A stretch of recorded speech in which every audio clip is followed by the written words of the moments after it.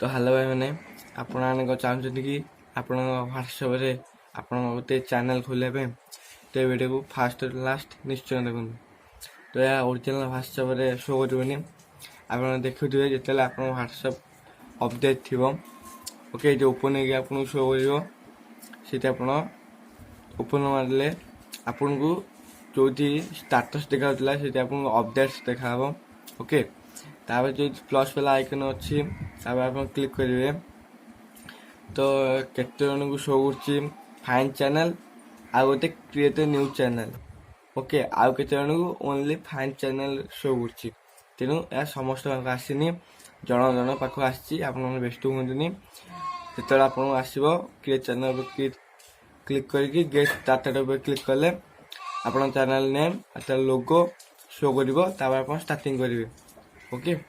तो आप वीडियो भल लगे मेरे चैनल सब्सक्राइब करेंगे ओके। Thank you. जय जगन्नाथ।